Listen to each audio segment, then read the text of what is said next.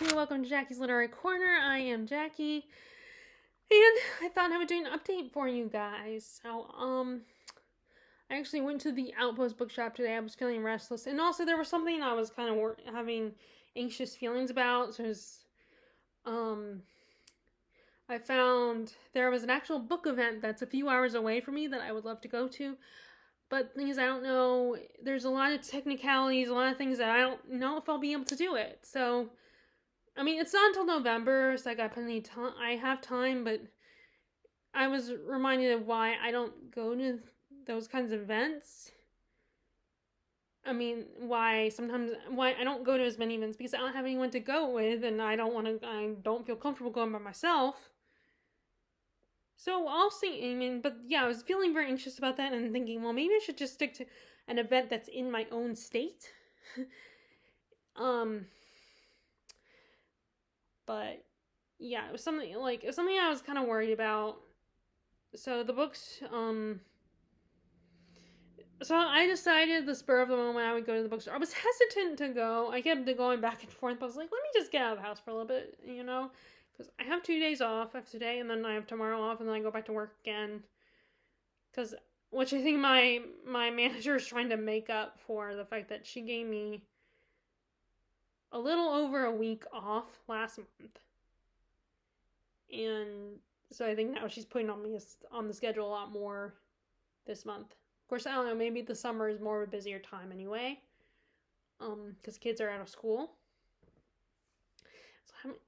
But anyway, so first let's talk about my current reading situation. So I haven't picked up this book in a while, but the last thing I read in this one, The Door, was Magda and her husband get a dog that they take in, but it's Emrys who's taking care of the dog, so the dog gets attached to her, and Magda does not understand why when she was the one who adopted the dog in the first place. But Emrys does make a good point that they're basically they're doing their jobs and leaving Emrys to take care of the dog. But then at the same time, Emrys is giving the dog stuff that's not good for the dog's health. She's kind of spoiling the dog a little bit and she's like, well, the dog likes it, um, and Magda's like, yeah, but it's not good for the dog. So it's actually kind of an entertaining situation. Like I know our dog Murphy is very much attached to my mom because my dad doing, working and doing his golfing and fishing, and my mom was the one who was with Murphy the whole time when we first got him. Like she was with him in the house. She took him out for walks. She makes sure he goes to the bathroom. She gives him his food. She plays with him. She cuddles with him. So she was with him 24/7 those first few months when we got him. And I mean, and I'm joking when I say, you're the favorite and everything because I know why. And like, I mean, yeah, it kind of hurts my feelings a little bit when we all come home, but Murphy runs right past. Will look at us, maybe jump on my dad or I, but then he'll zip. I'm like, oh, good, you're here. Now I'm gonna go see mommy. I mean, but it's not like I'm not like devastated about it. So, but it made me think of that a little bit when I read that chapter of how our dog is very attached to my mom, and sometimes I kind of get a little jealous of that. But although in this case, the only difference is my dad and I do put in the effort to give Murphy attention and play with him, and we are there for him when my mom goes out of town. Although, when she goes out of town, I'm also, doing my own thing. I mean, I'm with him. I'm just not, cuddling him and all the time while my dad is off doing his own thing, like his activities. But then he does give Murphy attention, and we do feed him and walk him too. So, but yeah, I only bring that up because it made me think of that in this chapter. So I will I don't know when I'm gonna come. Hopefully I'll come back to it soon. It's just I'm trying to read these two longer books, which are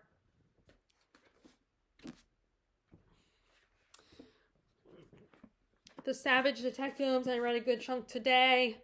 I kept it, for a second I did consider letting this go, but once I got back into it, I'm really enjoying it. I'm gonna throw this next section I'm reading that's actually is referred to by the title. Was a little confusing at first, but then I did look at the Goodreads description of the plot and then I kind of remembered, oh, what is supposed to be going on in the second section that actually uses the title, The Savage Detectives. But this is basically the life of these two visceral realism poets who are traveling cross country in a borrowed Impala. And it's everyone's perspective on encounters with these two guys.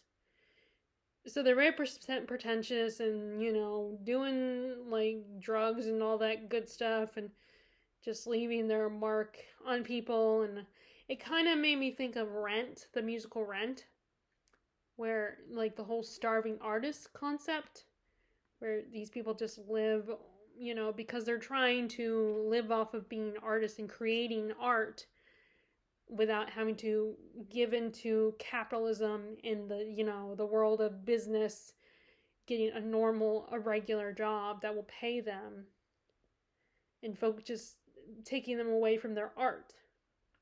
And so in Rent, that's what Rent is about. And of course the AIDS epidemic and how it affects these starving artists. But in this book, it's also about starving artists, I feel like, but they're poets. They're not, they're not artists in this fact, like making films and making music. They're making poetry. They're writing poems, and they have these groups, these visceral realism poets, and they're just trying to live off of that, live off of those creations in their interaction with other people and their relationships and doing drugs. And it's a very colorful book, and it takes place in Mexico City.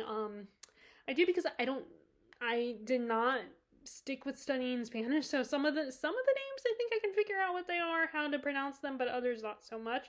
And there's a lot of names, so I know yes, I could technically do the Google pronunciation, but that's basically almost all the names in this book. I would have to look them up every time. So yes, I'm lazy about that. But yes, the second part is like these two guys. Where is it? It doesn't. Okay, it doesn't say their names, but Arturo Balana, I think, or Balana, or I might be getting his name mixed up with the author. And Ulysses Lima, I think that's how you say the guy's name. Those are the main guys making this cross-country trip, and it's everybody that they've interacted with, they had relationships with, their observations of what these guys and how they feel about meeting them and stuff like that. So it's a lot of little bits and pieces, of different people's point of view and talking about their connection to them and exploring and being part of this group of visceral realists. So it's very intriguing. It's it's getting in the heads of these guys and understanding them and being part of this environment, exploring this environment temporarily without actually living it. But I'm liking this. Like I'm intrigued by this. Okay, and then the other one is I'm still working my way through Royal Assassin by Robin Hobb. This is the second book in the Farseer trilogy. And it's been a few days. I already forgot what happens. So Ketterican is kind of, she's really struggling. The mountain from, really struggling because it's not like, for her, being queen is a sacrifice, and she wants to be active in ruling the kingdom, but this environment is very different from the Mountain Kingdom. So what is expected of her is not the same, and she's really struggling with that. And Fitz is trying to point out the differences and get her to understand what she needs to do to be the queen in waiting, and that her being the queen in waiting of this country is just as important. as the way things would be done in the Mountain Kingdom. And meanwhile, Verity is still worrying about the Red Ship Raiders, and he's using his the skill. He's becoming a little bit more obsessed using the skill, and because he's trying to keep an eye on the kingdom and everything, and of course Regal is kind of pissed about Kenricken not being a submissive queen, and he can't control. He even tries to get rid of her a couple times, and it does not work out for him. He's basically like a man-child pouting because he's not getting his way, and Kenricken is not making things easy for him, not making it easy. She's not being as submissive as he wants her to be. And we're getting to that Fitz and Molly drama again. I cannot stand that drama. And, you know, it's almost a relief. Like, I vaguely recall being relieved once Fitz and Molly were no longer an item in the third book. That's all I'm going to say. That, although that's kind of spoiling things a little bit, but not, I feel like not the biggest plot points, in my defense. But anyway, that drum is annoying, and I know before I stopped, it was getting to the part when Molly would decide, yeah, we need to go our separate ways, you're ruining my reputation. It's like, well, why did, you know, it's just, they are, you know, they just drive me crazy, those two. And I think they need to just not be together. That's all I'm going to say.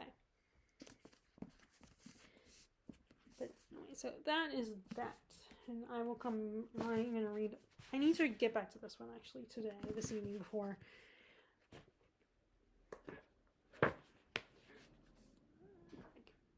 Okay, so now it's time to haul some books. Okay, that pile over there, because I still have a pile on my floor that I haven't really sorted through.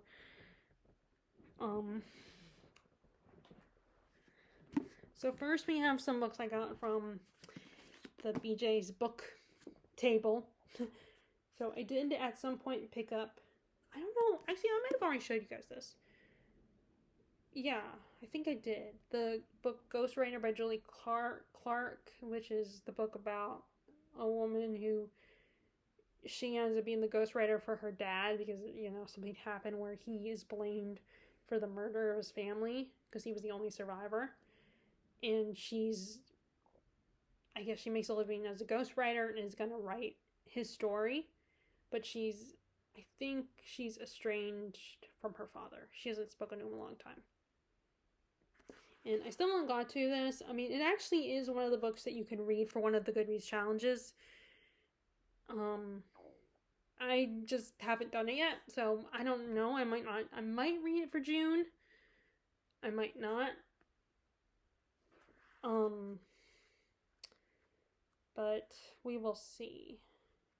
I do want to read this summer. I mean, either way, I want to read it. I mean, it would work out for the Goodreads challenge. One of the challenges. The same with the bee sting, but I haven't gone back to that one either. But that one will take longer. But I do want to get back to that one. So there's that one, and I actually I think this is kind of cool. Like, for me, you know, I don't mind I love deckled edges, first of all, and the spine, the edges, the pages that have some kind of design on them, I think are really cool. What I don't like is when the person just does a different color to the edges of the spine. Like, The Exorcist, I've seen a new version of The Exorcist book where the pages are just colored green, which I get, like, when she spits up. I mean, that's famous for, even if you haven't read the book, you know that from the movie adaptation. And so I get that, but it looks more alien green than demon throw-up green. But I think that's boring. Like, I think they could have done something else with that. Like, maybe do a double skull on the pages or something. I mean, maybe they couldn't have done that. But anyway. But I really like this, where it looks like, you know, burnt pages. I think that is a cool design on here. And the other one, so this is was a very popular book, and I think people still enjoy the author, still read him. And that is Blake Crouch's Dark Matter. This is one of the books I've actually seen at my work. Because you guys know I work at a grocery store, and sometimes grocery stores will sell books, like a little small shelf of books in the where the magazines are. And it's funny, because mass markets are starting to, publishers are starting to get rid of the idea of selling mass markets. And that's, when you go to a grocery store, usually that's what they sell. Or like B paperbacks or something. And I noticed one day that how I knew that mass markets were disappearing was I noticed one day that all the books on that little shelf that they have near the magazines was all the mass markets, most of the mass markets, because they're at the bottom, there's just a little shelf with the mass markets on there, but that are left. But yeah, they got rid of them in their regular size paperbacks. And I kept seeing Dark Matter over there. So, but I finally bought it. I finally decided to buy it because it was, it was one of these kind of a spur of the moment decision. And I have always been intrigued by, Blake Crouch. I mean, especially because a lot of people say these are kind of dad books. Like you could see a dad liking them. But it's basically, there's actually a movie that reminds me that is it makes me think of the plot of what this is about. I mean, I don't know if that's what happens in that movie. I cannot think of what the movie's called, but I know the original, they just remade it recently, and the original had Arnold Schwarzenegger in it. But, where the guy wakes up in an alternate reality or something. I mean, I've never actually seen the movie. I just going by what I remember, what I've heard about it and seeing the trailers and stuff. But it's basically this guy has he wakes up in another life. Like he has a, okay, I'm just gonna read the this back description. Those are the last words, are you happy with your life? Those are the last words Jason Dennison hears before the kidnapper knocks him unconscious, before he wakens to find himself strapped to a gurney surrounded by strangers in hazmat suits, before a man he's never met. Smiles down at him and says, "Welcome back, my friend." In this world he's woken up to, Jason's life is not the one he knows. His wife is not his wife. His son was never born. And Jason is not an ordinary college professor, but a celebrated genius has achieved something remarkable, something impossible. Is it this life or the other that's the dream? And even if home remembers is real, even if the home he remembers is real, how will Jason make it back to the family he loves? And also, it's kind of cool because this is a 10th anniversary edition, so it's kind of more of a sci-fi cover to it. But yeah, it was definitely one of those ones that I was always kind of intrigued by when I kept hearing about it. And the concept is really cool. The idea of, you have your life, but then you wake up in a completely different life, and then you have to think, is this my real life? Or is the life I remember from before my real life? Because you won't know. I mean, how can you trust because you won't remember, you won't know for sure, and you don't know if you can trust that. Because I figure if he was in an experiment where they were putting him in an alternate life, he might be so immersed in that life that he wouldn't realize that that's not his life, that it's just a fake. But it's just and I like this too. This is really cool design. I like when it has, like I said, I don't like solid colored pages. I prefer ones that have some kind of design on it. If you're gonna put deckled edges, if you're gonna put something on the edges that is a design, then make it a design. Don't just don't just paint the edges. But so yeah, I'm definitely intrigued. And I think I don't know why, but I feel like science fiction is a summer thing. Like reading science fiction is a summery type of reading to do. Reading a science fiction, because I mean, I don't know why I got that. Which makes me wonder, when did for instance, Back to the Future, did that one come out in the summertime? I should check that. I should see when that franchise, each of those movies came out, like if they came out during the summertime, because not that, like, when those movies came out, I was just, like, the first one, I wasn't even born. Second one, it came out the year I was born, and then the third movie came out when I was only 1 year old. But, which, by the way, there is a reason I'm thinking about that movie. And I'll talk about that when I'm done talking about the books. But that, and there is that. So I will be getting to that. Okay, now time for my book Outpost book haul. So first, let's see. Okay. First, I did get this book from Books A Million, which is a really awkward situation because, like, when I went there, I grabbed Assassin's Quest. But then in the back of my mind, I was thinking, wait, did I buy this one already? And I kept questioning it, but then I was like, oh, no, maybe I'm just being, like, because I've seen the cover before or something, or I'm just, and maybe really it was the first book I bought, because I remember the cover of the first book in this last trilogy was, like, which they each have a distinctive, like, the first book in this particular trilogy is yellow, and you have Assassin's Quest is it Assassin's Quest or Fool's? Let me see. Oh no, Fool's Quest. That's right, not Assassin's Quest. Assassin's Quest is the last book in the Farseer trilogy. Fool's Quest is a silver and grayish cover, and then Assassin's Fate is this teal color. And I wasn't 100% sure if I had already bought it. The Fool's Quest. So I finally, and then I realized when I looked at my shelf, I realized, oh, I did buy Fool's Quest. So I had to wait and see until my mom was ready to take me back there so I can exchange the books and get this one instead. Which thankfully was still there. I was getting anxious because I was like, what if it's not there by the time I go? And,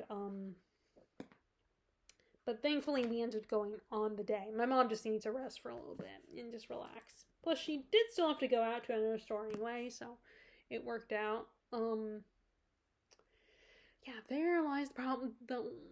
Which, I mean, it's a silly thing to complain about, but that's the only hindrance of me having to, not be able to drive, is that I have to ask other people to give me a ride or rely on public transport. So, like, if I was driving, then I would have immediately gone back myself. But yeah, I love these covers. I love this cover. I love these covers better than the mass market covers. So I got that one. And then I got Dark Matter on the same day because the other store she had to go to was BJ's. And like I said, there is the display table of books at BJ's. So, okay, and then we got some more medieval historical fiction books. So we got Philippa Gregory's The Virgin's Lover, another Queen Elizabeth story. So this is, which, yeah, I'm technically, originally I wasn't planning on getting any for Tudor books because I was just reading Alison Weir's take on the Tudors, but, like, I just saw it there and figured, well, what the heck, let me just grab it. So, because I want to get into Philippa Gregory again, I want to give her another shot, so,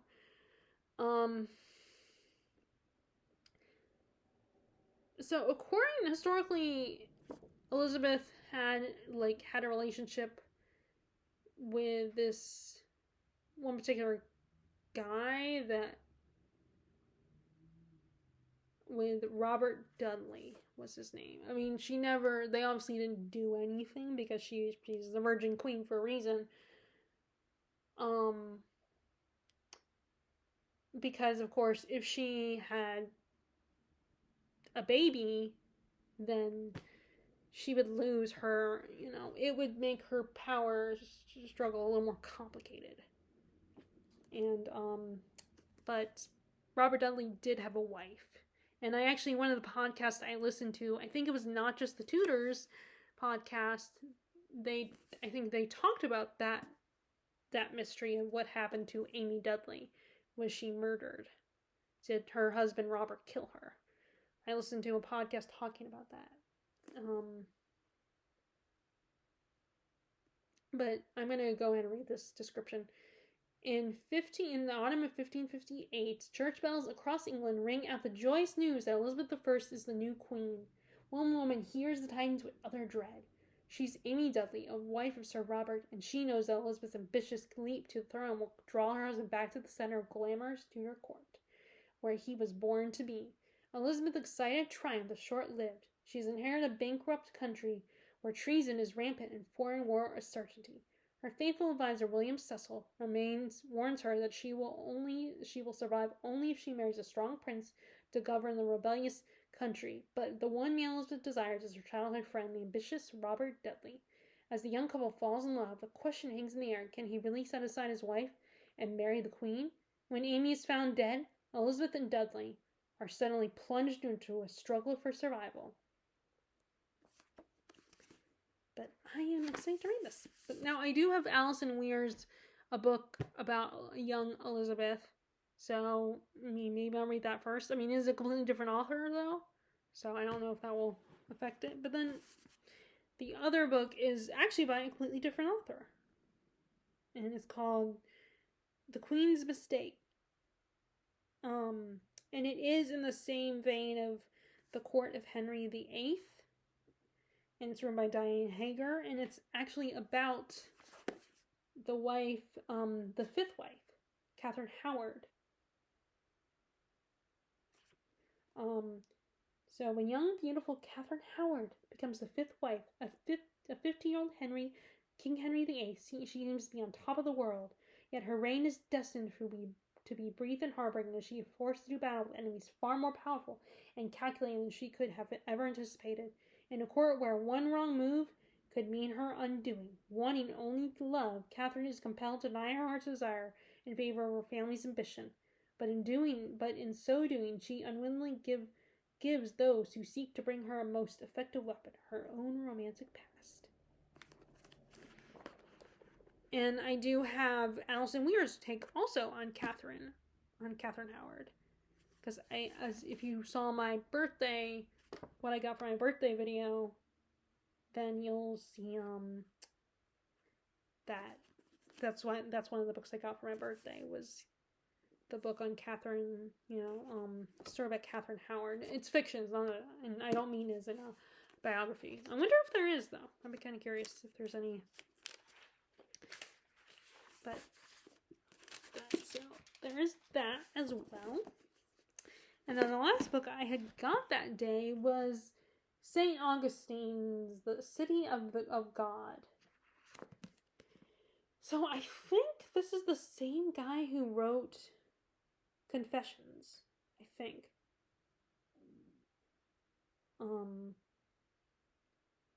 And this is kind of a non-fiction, I think, actually. This is not fiction. Okay, so Augustine discusses first the ancient polytheistic religion, theistic religion of Rome. Secondly, the argument of the Greek philosophers with emphasis on Neo-Platonist last creation, time, and certainty as presented in the Bible. His thesis is that Rome, as the earthly city of God, should bring together the revelation of the Bible, the wisdom of Greek philosophy, and the honor and dignity of her own tradition, and so enable the members of her church to enter in the eternal city of heaven through regeneration in Christ. And representing this thesis, Augustine created a charter for a Christian future that has become one of the great cornerstones in the history of Western thought. But it just got me excited. And actually, it said for some reason this, and I guess because it's talking about Rome, he's talking about Rome, it made me hesitate to keep Edward Gibbon's book on the history of the fall, the rise, the decline and fall of the Roman Empire.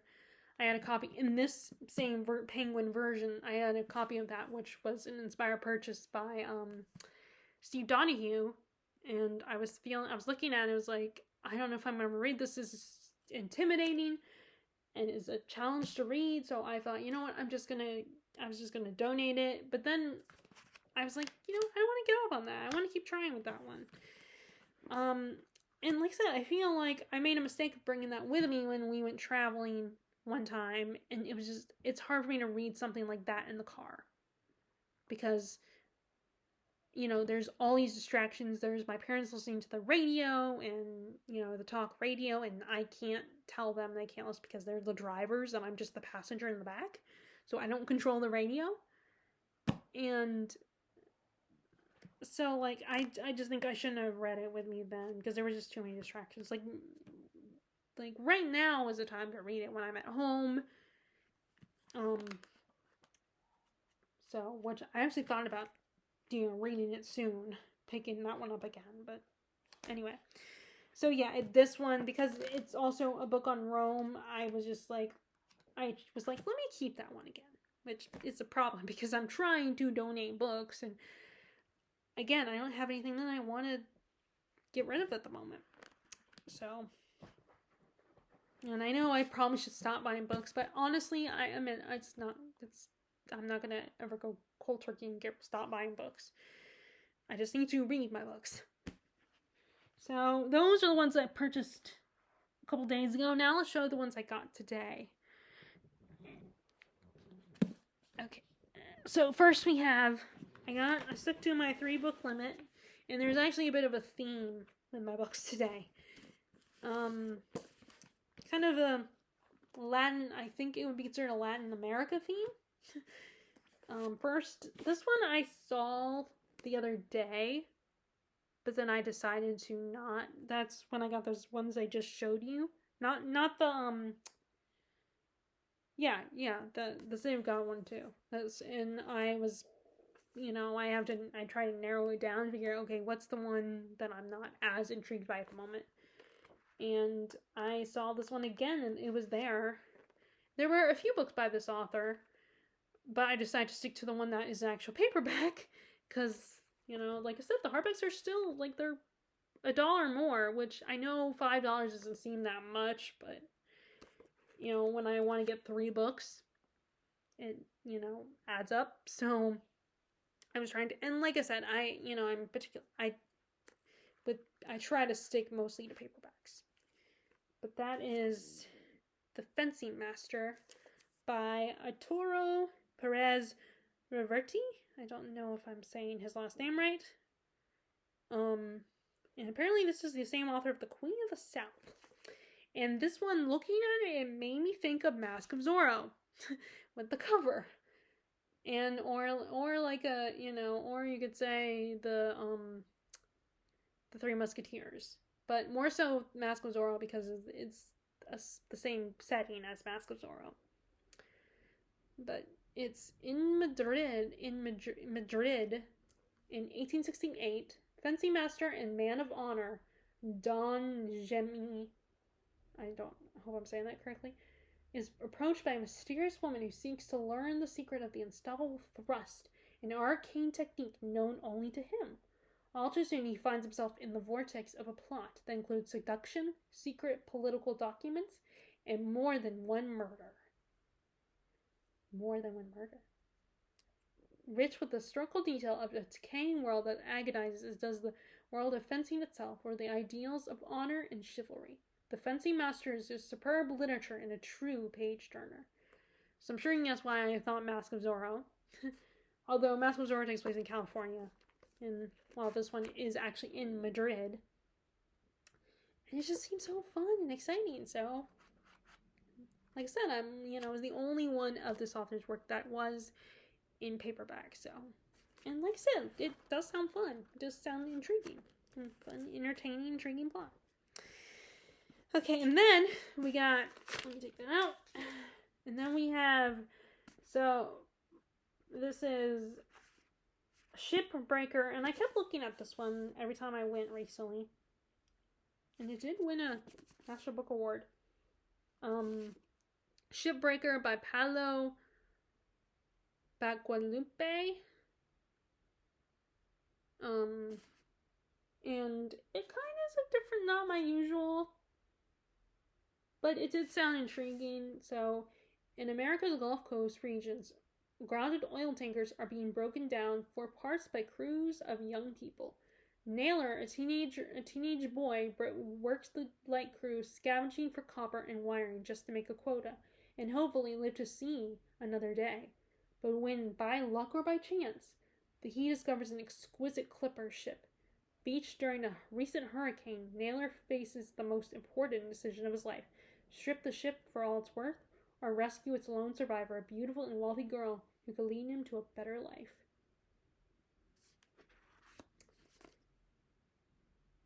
And apparently it has companion novels, The Drowned Cities, and Tools of War. And apparently there's excerpts inside this one of these books. But it just sounds kind of interesting, you know? And kind of like, as it says, thrilling, you know? The idea of this. But yeah, some aspects of this plot normally wouldn't intrigue me, but you know, it could be really fun and fast-paced story, and it says high stakes adventure set in a dark future where oil is scarce but loyalty is scarcer. And you know, what's funny, like someone said that this is, I mean, as it said that this is a timely book considering our relationship with the people that only provide us oil. Let me see when this came out. Oh well, early 2000s, like 2010 when this book first came out. But I'm excited for this one as well. I'm intrigued by this one. I'm kind of excited about that one. And then last, so I mentioned I talked about Savage Detectives. Well, I was so excited to see this, 266. This is by the same author of Savage Detectives, Robert Bolaño. And I remember that Andy from Life on Books talks about this one. He is a big fan of Bolaño, and he mentioned he recently read Savage Detectives, but he also mentioned reading this one. I don't know if he read this one first or is currently reading this one, but I know he recently read Savage Detectives as well. And I was so excited to see this. I keep looking, you know, I've kept looking every so often. I would, you know, every time I would see a similar cover to this, I would look and see if it's this one, and it's usually not. So I was really audibly gasped as soon as I saw this one. And it is a bit longer, but so I read the Goodreads review, just or description, not review, description, so that I wouldn't have to but it's these three academics who are trying to track down this writer, and so we have on the trail a reclusive German writer.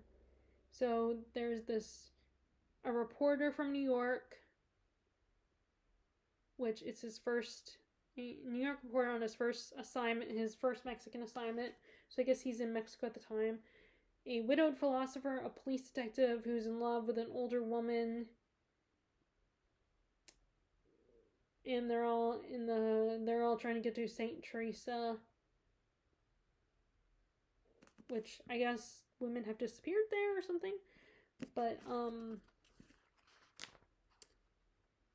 yeah, I was very excited to see this one. I was very happy to see this one because, you know, I didn't want to, it's one of these situations where I wasn't sure if I wanted to spend like $20-$30 on this, but I was interested in it. So I was happy to see this one at the Outpost Bookshop and I would be, if I just bought this book, it would only be $4. So I was very happy about this. But I'm enjoying the Savage Detective, so I figured I'd check this one out as well. And I spent $4 on it. So anyway, so that is my reading update for you guys.